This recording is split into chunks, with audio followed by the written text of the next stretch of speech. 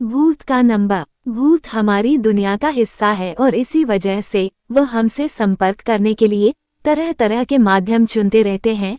लेकिन आज तकनीक बदल चुकी है और भूत भी अपने संपर्क साधने के तरीके तकनीकी करना चाहते हैं। इसी से प्रेरित होकर भूत का नंबर भूतिया कहानी लिखी गई है। मुझे पूरी उम्मीद है कि आपको ये कहानी पसंद आएगी। शहर में एक अजीब अफवाह फैल रही थी कि लोगों को भूत का फोन आ रहा है और कई लोगों ने अपनी मोबाइल स्क्रीन पर भूत का नंबर तक दिखाया, लेकिन किसी के पास कोई तथ्य नहीं है जिनसे ये साबित किया जा सके कि उनकी बातों में सच्चाई है। लेकिन जब तक ये केवल मजाक तक सीमित था, तब तक तो लोग इसे हल्के में ले रहे थे। लेकिन एक घटना से सबके कान खड़े हो गए। एक दिन एक व्यक्ति मोबाइल में बात करते हुए अपने बिल्डिंग की छत से कूद जाता है और नीचे गिरते ही उसकी मौत हो जाती है। शहर में एक व्यक्ति की आत्महत्या आम बात है, लेकिन फोन में बात करते हुए कूदना, इसका मतलब वो किसी न किसी से तो अपने मरने की वजह बता रहा था। इसलिए पुलिस तहकीकात आगे बढ़ाती है और उस व्यक्ति के मोबाइल की आखिरी कॉल रिकॉर्डिंग मंगवाई जाती है। लेकिन ताज्जुब की बात तो ये थी कि उस समय उसके फोन में किसी का कॉल नहीं आया था। पुलिस की चिंताएं और बढ़ जाती हैं, क्योंकि लोगों की भीड़ ने उस व्यक्ति को फोन में बात करते हुए देखा था। तो क्या ये व्यक्ति फोन में बात करने का नाटक कर रहा था? गुत्थी उलझती जा रही थी कि एक और हादसे से शहर में दहशत के बादल मंडराने लगते हैं।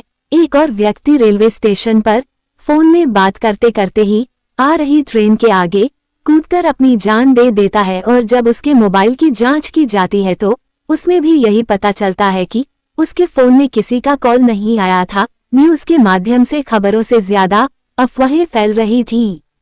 हर कोई भूत का नंबर जानना चाहता था। डर की वजह से लोगों ने फोन में अननोन नंबर उठाने बंद कर दिए थे। मामला पुलिस की पहुंच से ऊपर था, इसलिए भूत विशेषज्ञ को बुलवाया जाता है। उन्हें मामले की जानकारी पहले से ही थी, इसलिए बिना देरी किए मारे गए व्यक्तियों के मोबाइल की नेटवर्क रिपोर्ट मंगवाते हैं, जिसकी फ्रीक्वेंसी से उन्हें पता चलता है कि उनके फोन में भले ही किसी का कॉल नहीं आया, लेकिन फोन से किसी का नेटवर्क कनेक्ट जरूर हुआ है।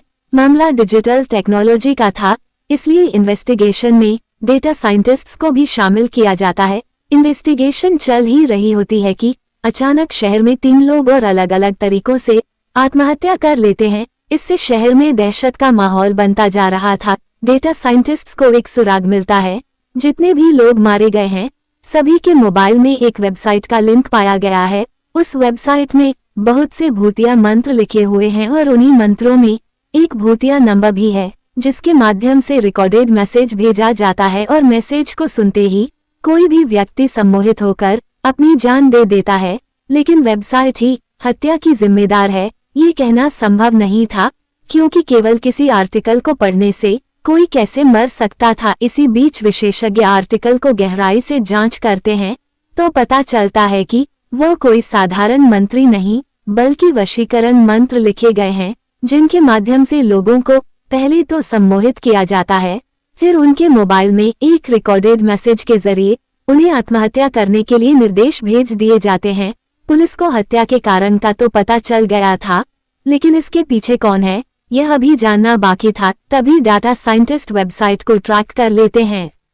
यह एक कॉलेज का हॉस्टल था। वेबसाइट की लोकेशन का पता चलते ही पुलिस हॉस्टल के कमरे को घेर लेती है और उस लड़के को गिरफ्तार कर लिया जाता है, जिसके कंप्यूटर से यह वेबसाइट चलाई जा रही थी। लड़के के कमरे में बहुत से कॉकरोच, कीड़े मकोड़े और मरे हुए चूहे डले हुए थे। वो किसी जानवर की तरह उस कमरे में रह रहा था। दरअसल उसे देखने से ऐसा लग रहा था कि उसकी मानसिक हालत ठीक नहीं है। हॉस्टल में पुलिस को देख मैनेजमेंट के कर्मचारी भी पहुंच जाते हैं, लेकिन उन्हें अंदाजा भी नहीं होता कि इस कमरे में कोई रहता है, क्योंकि यह कमरा तो पिछले 2-3 महीनों से खुला ही नहीं था। लड़के को पूछताछ के लिए थाने लाया जाता है। लड़के का बर्ताव बहुत डरावना था। वह आसपास के लोगों को खरोंचने को दौड़ रहा था। बड़ी मुश्किल से पुलिस उसे काबू करते हुए कुर्सी से बांध देती है। पुलिस ऑफिसर उससे एक एक करके कई सवाल पूछते हैं, लेकिन वह उनके किसी भी सवाल का जवाब नहीं देता।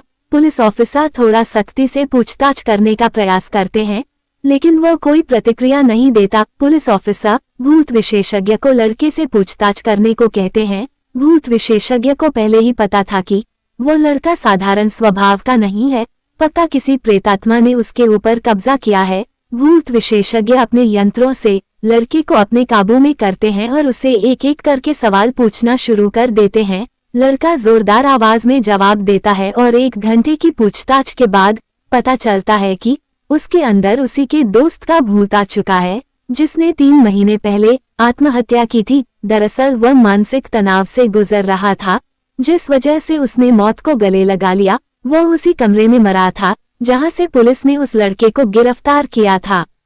वो अपने दोस्त के शरीर के अंदर प्रवेश करके लोगों की हत्याएं कर रहा था। उसी ने वह वेबसाइट बनाई थी जिसे अब वो उस लड़के के शरीर के अंदर रहते हुए चला रहा था। सच्चाई का पता चलते ही भूत विशेषज्ञ लड़के के शरीर से भूत निकालने की प्रक्रिया प्रारंभ कर देता है, जिसके लिए वह उसी कमरे में जाते हैं जहां वह लड़का मरा था और वहां वह अपने इलेक्ट्रॉनिक डिवाइस के माध्यम से लड़के के ब्रेन से भूतिया आत्मा बाहर कर देते हैं। लड़का वहीं बेहोश हो जाता है। 12 घंटे तक बेहोश रहने के बाद जब उसे होश आता है तो वह धीरे धीरे सामान्य होने लगता है। डाटा साइंटिस्ट वेबसाइट को अब डिलीट कर चुके थे। लड़की को निर्दोष पाया जाता है, उसे मानसिक बीमार घोषित किया जाता है और उसे इलाज के लिए अस्पताल में भर्ती कराया जाता है। पुलिस जुर्म के नए अध्याय को समझ चुकी थी। कभी कभी तकनीक भी इतना भयानक रूप ले सकती है जिसके लिए हमने कभी सोचा भी नहीं था, और हत्याओं का सिलसिला रुकते ही कहानी भी खत्म हो जाती है।